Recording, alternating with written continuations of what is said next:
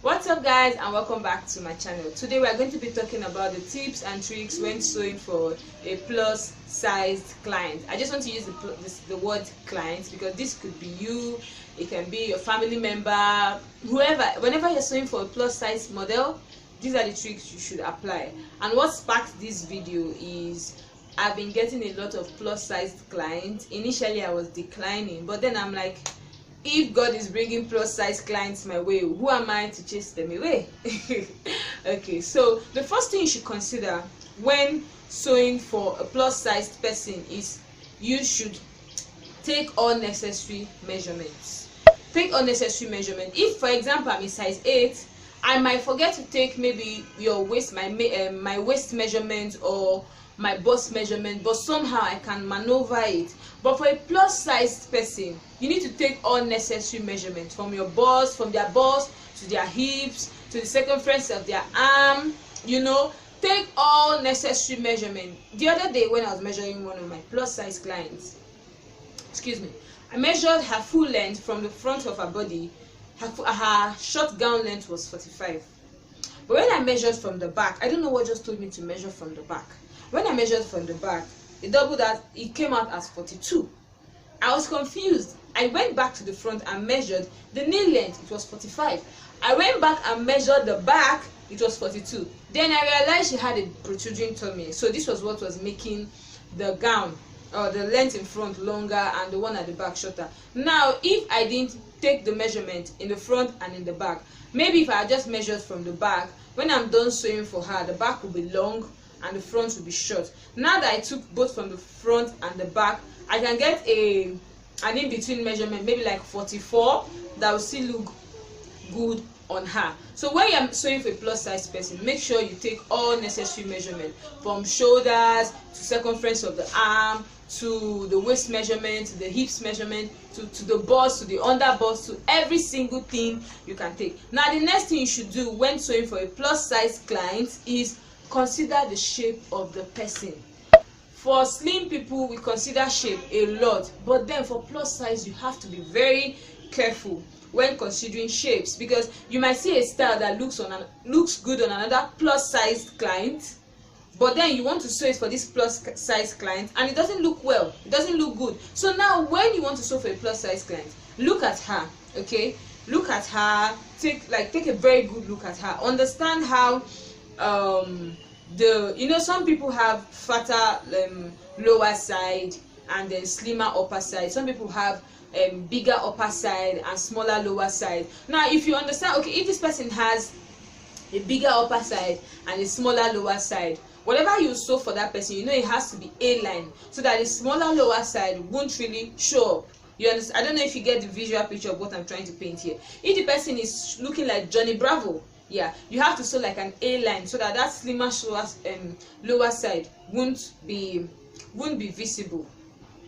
Then if the person has like a slimmer upper side and a bigger lower side, you also have to consider styles like a double breast or some flared, not full flared, just a little flared, an A-line that will still look a little fluttering, fluttering to the body. Now the next tip is when you're marking out their measurements, please, for crying out loud, because they are fat doesn't mean you now have to over add allowance or say, okay, you measured and the person's bust was 48, but when you're marking, you're like, am I sure this one, are you sure this thing is correct? You now add 2 extra inches. Then when the person wears the clothes, she'll be looking like sack bag inside. No, because they are plus size doesn't mean what you measured is wrong and you shouldn't mark that out exactly on your fabric.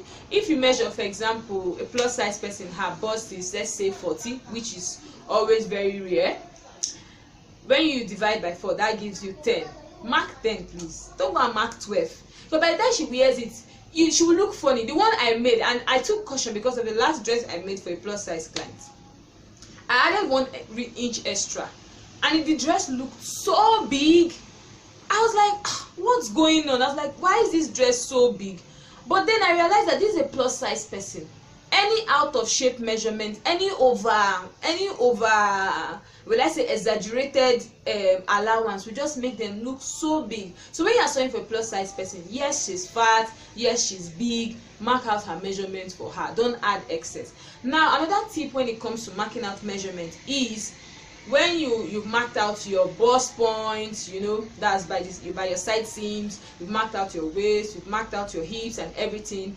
When you want to connect the lines, for a slim person you can easily do a freehand connection of the lines, but for a plus size person, use your rulers. Like use your ruler to draw the lines, like connect the lines together.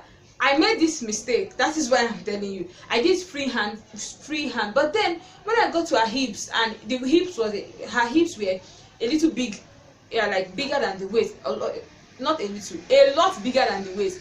Doing my freehand, by the time I was done sewing with the freehand funny sketching, it didn't turn out well. But when I loosened it, cleaned off the measurements, marked the measurement out again, used my ruler and connected the markings together, it came out perfect. So that will really save you a lot of stress when it comes to like getting their measurements right, because trust me, if you're done marking out measurements for a plus size person and when she wears it, it looks out of place, sometimes you don't even know where to start. So just use your ruler to make sure you mark it.